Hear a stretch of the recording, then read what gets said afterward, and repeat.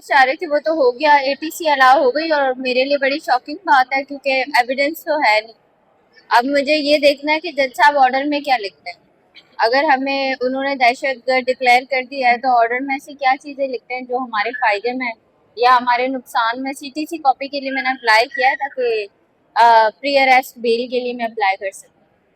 अच्छा, ये जो आपके साथ ख्वाजा सराय तो उनका उनका क्या हुआ? उनको मेरे सामने जज कोर्ट में मुझे हैरत हुई कि बोला गया कि आप जाएं, हमें इसको पकड़ना है।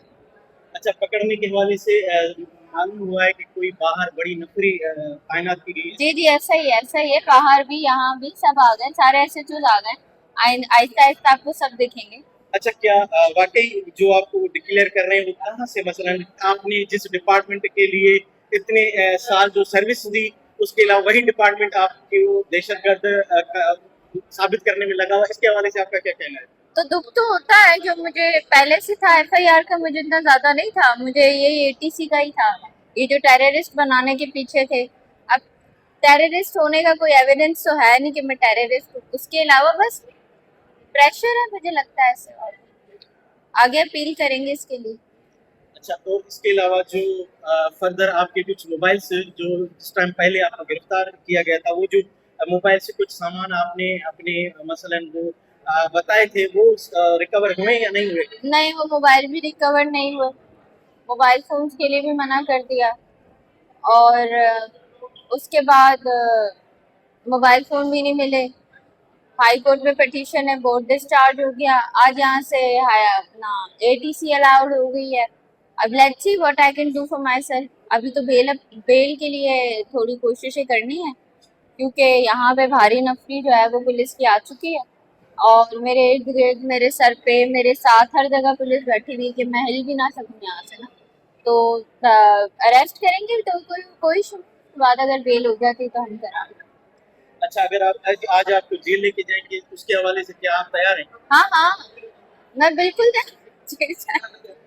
जेल जाने से कोई मसला नहीं है, लेकिन मुझे उनकी कस्टडी में एक आध दिन रहना पड़ेगा जब तक जेसी अलाउड हो, उसके लिए थोड़ा है। अच्छा, वैसे जो होते हैं मीडिया पे बातें होती है किसी औरत पे, किसी लड़की पे, अगर कोई मसलन इसके इस तरह के कोई केस होते हैं, तो उसके लिए जो है लोग होते हैं, कहते हैं कि भाई लड़की पे जुल्म। क्या आपके लिए किसी सिविल सोसाइटी से हमदर्दी है आपकी? सिविल सोसाइटी जो है वो पुलिस की ही है, तो फिर वो क्या मेरे लिए हमदर्दी करे। और सिविल सोसाइटी की तो मैं पहले उसमें ही आंखों में खटकती थी। जितनी भी आपकी सूडो फीमेल फेमिनिस्ट हैं, ये सारी ऐसी ही रही है, मेरी दुश्मन ही रही है। तो मुझे उनसे क्या उम्मीद है कि ये आएंगी मेरे लिए बात करेंगी। मुझे जिनसे उम्मीद थी, मुझे तो उनसे हैरत हो रही है कि मतलब एक अच्छा ट्रायल चल रहा था, बहुत चीजें अच्छी हो रही थी।